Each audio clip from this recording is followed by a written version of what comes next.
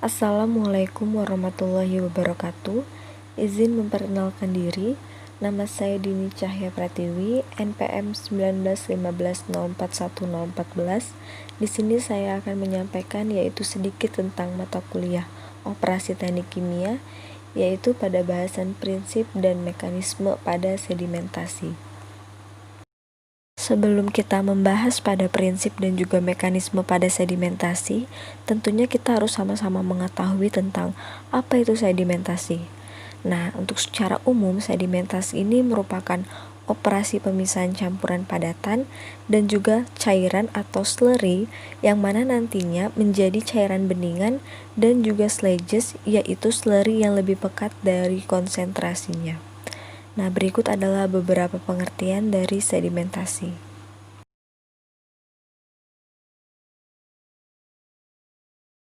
Selanjutnya adalah prinsip sedimentasi.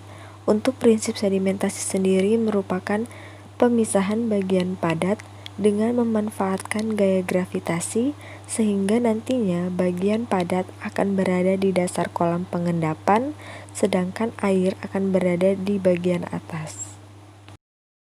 Prinsip sedimentasi sendiri terbagi atas 4 bagian. Yang pertama yaitu original lateral continuity, yaitu prinsip yang menyatakan bahwa sedimen ini terakumulasi secara menyebar, mendatar pada suatu cekungan atau basin. Dan yang kedua yaitu original horizontality, di mana prinsip ini menyebutkan bahwa lapisan sedimen ini akan berada di suatu cekungan seperti danau atau laut dengan bantuan gravitasi yang nantinya akan membentuk lapisan mendatar.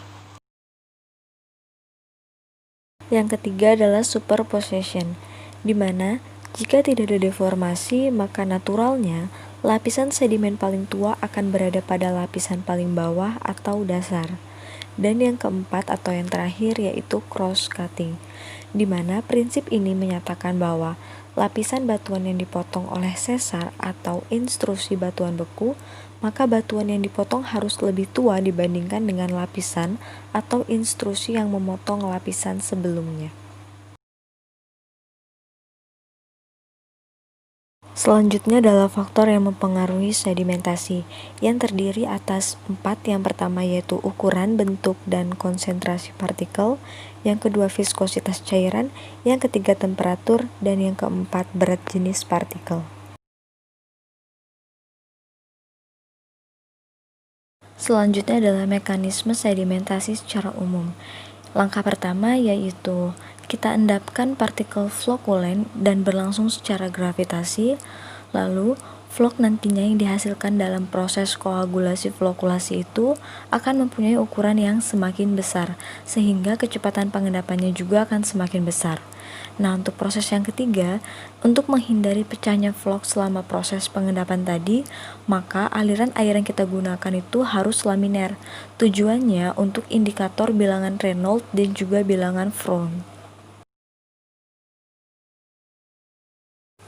Lalu untuk mekanisme yang keempat yaitu aliran air yang masuk pada inlet harus diatur sedemikian rupa sehingga nantinya tidak mengganggu proses pengendapan. Nah, biasanya dipasang diffuser wall atau perforated baffle yang mana tujuannya adalah meratakan aliran dari bak pengendap dengan kecepatan yang rendah. Lalu untuk mekanisme yang kelima yaitu air yang keluar melalui outlet diatur sedemikian rupa sehingga nantinya tidak mengganggu flok yang telah mengendap sebelumnya. Selanjutnya adalah proses sedimentasi. Untuk yang pertama yaitu dengan cara batch, di mana cara itu yang paling banyak digunakan di dalam laboratorium. Lalu cara yang kedua yaitu cara semi batch, yaitu hanya ada cairan yang keluar dan cairan yang masuk. Untuk cairan yang masuk itu berupa slurry dan cairan yang keluar itu berupa cairan bening. Dan cara yang ketiga yaitu dengan cara continue, di mana cairan slurry masuk dan cairan bening itu keluar. Dan pada saat keadaannya steady state itu akan diperoleh ketinggian secara konstan. Sekian penjelasan yang dapat saya berikan, kurang lebihnya saya mohon maaf. Saya akhiri, wassalamualaikum warahmatullahi wabarakatuh.